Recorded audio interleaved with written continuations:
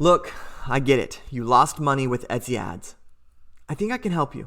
In this video, I'm going to give you 3 major tips that can really change your ad account around. And my 4th tip, as a bonus, will be what you shouldn't do. Hey, my name is Jared Robinson. I'm the host of Grow My Etsy Shop podcast. I am a paid marketer. I actually just spent $1 million this year with my clients in paid marketing stuff. So I know how to advertise, okay? I'm going to teach you some things that if you've lost money in the past with Etsy ads, that may make a difference if you're going to try this again. So the first thing I usually do when I'm working with people with their ads accounts is I say, look, you can't sell something that people don't want. It's just the way it is. It doesn't matter how good your marketing team is. They're just going to have to tell lies if they're going to sell something that people don't want. And you don't want to be telling lies. So how do you sell something if people don't want it? You can't. So what you need to do is instead sell things that people do want. So this is why I always say, listen, your ad account isn't working. You're just trying to sell something that people don't want. Let's prove that people want what you're selling. Let's take the stuff that's already working for you and let's run ads to that. That's going to give us our baseline of what we can expect our best ROAS to be at. ROAS means return on ad spend. This is the money that you put into ads and that you get back. Now, you may be tempted to listen to the number that Etsy tells you on their stuff, but that's not your true ROAS. Your true ROAS is when you subtract Etsy fees, which land just about that 10% mark, and then you subtract your product cost, your shipping costs from that, and then you have that number, and then it becomes you take away from what you spend on ads. That's your true ROAS. So don't fall for the Etsy stuff. They're going to tell you a lot more profitable than you are. So once you know what your true ROAS is because you've placed in your best sellers and you're starting to see what that could be, there's going to be 2 things that are going to happen. Either A, you're going to have a profitable ad account, or B, you are not. So if you have things that are selling organically and you run them as ads and they aren't selling, it's most likely because there's something wrong with how Etsy's presenting the ads. So what you're going to do is you're going to go into the detailed section of the ad account. You're going to click in there and you're going to see a list of keywords that are available to you. I want you to scroll through those keywords. Now, this is my secret here. You ready?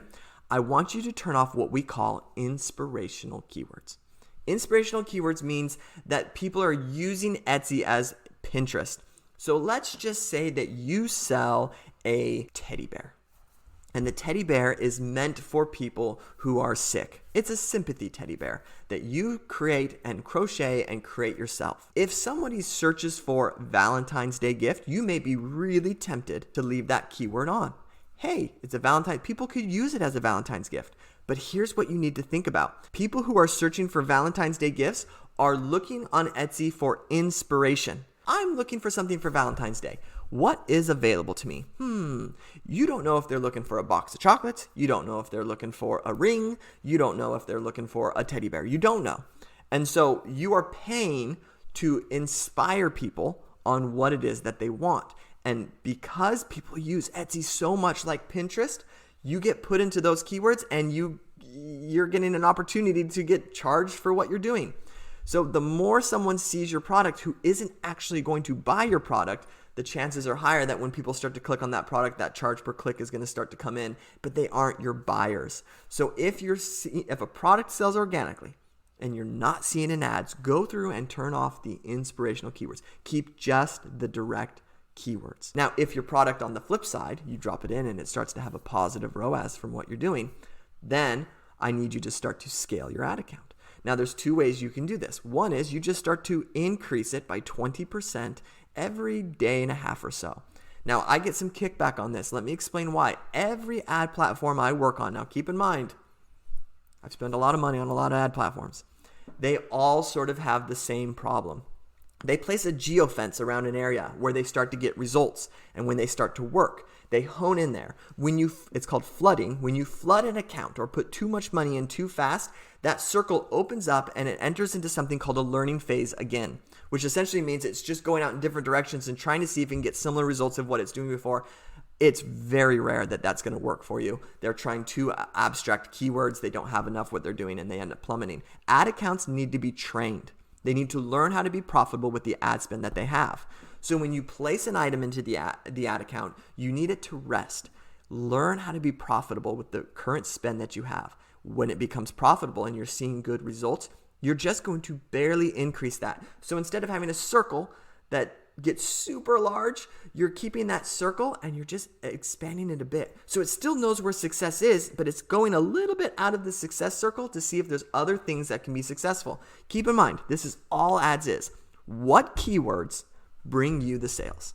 That's it. Once Etsy figures out, hey, these keywords bring in the most clicks and these clicks get the most sales, they optimize for that keyword. They optimize for that conversion. And so when you give it too much data, it's like, all right, well, here's a stack of paperwork it's going to have to go through, and it's going to spend your money trying to do that. If you just give it a paper at a time, it can get pretty good at optimizing what you're doing. So again, to recap, your best sellers are the ones that you're going to be placing in. From there, if they are getting results, we're scaling what we're doing. As we scale, feel free to add in second best sellers, third best sellers, fourth best sellers into that so that you're getting that traction and training the ad account how to be successful with money. Okay? On the flip side, if you place in your organics and it doesn't work, then from that scenario, you're turning off inspirational keywords. Now, there's going to be some things you need to focus on. Well, number one is your product getting clicks? Now, the click-through rate that I really like when it comes to ad is a million. But the one that the bare minimum, I should say, the bare minimum is that 1.4%. This is probably the number 2 thing I want you to learn in this video. I want you to learn what a good click-through rate is.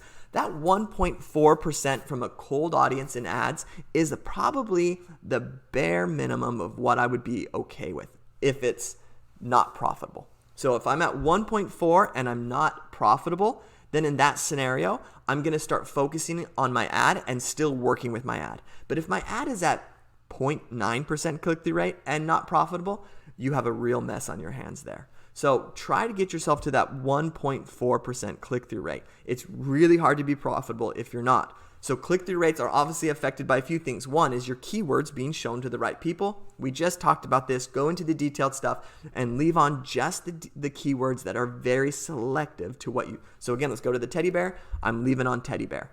Sympathy bear, I'm leaving on sympathy bear. Valentine's Day, I'm turning off Valentine's Day. That's an inspirational keyword. Okay, if someone searches for a sympathy bear, they're looking for a bear that's literally meant to give someone for sympathy. You would fit great for that. Valentine's Day, that's out there. The overall idea is as you hone in on those keywords, you should be getting a higher click-through rate with what you're doing and only paying for the clicks that are actually going to bring you buyers. And when you only pay for the clicks that bring you buyers and then those people buy, that's how you get positive ROAS, right? That's how that all works. It's a pay-per-click platform. So use that to your advantage to get the clicks that you need so that you can make this thing profitable. So what if you have the product, it's your best seller, it's getting a 2% click-through rate, but your ROAS still isn't showing positive? Let me help you out here.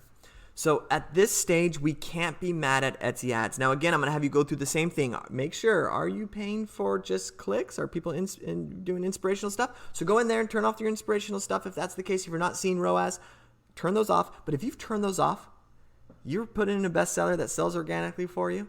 You're getting a higher than 0.4% click or 1.4% click-through rate. At that stage, it's time to start looking at why you're not converting cold. And this is where we turn more into our listing pictures itself. So what I tend to do, and this is a good little secret for you, is I'm going to look at the keywords that people are clicking. So for example, if I am selling lighters and people are searching for cute lighters, I might look at my lighter and say, well, this lighter case that I have is super cute. So this should be converting for me. I like it when people search for cute. This is a cute lighter. The thing you need to ask yourself is, why are they searching for cute lighters? What is their vibe? Who is this person behind the search? And how can I better present my listing pictures to promote that it is a cute option? You know what I would do in this scenario? I would take several, especially if this is what you sold, right? You sold lighters, let's just say. I would take in that listing that I'm advertising, probably by the third picture, maybe even the first picture, I would put several cute lighters instead of just one. Several cute lighters on it. Because if someone's searching for a cute lighter and then they see a listing right at the top that has 9 cute lighters in it, guess what they're going to do?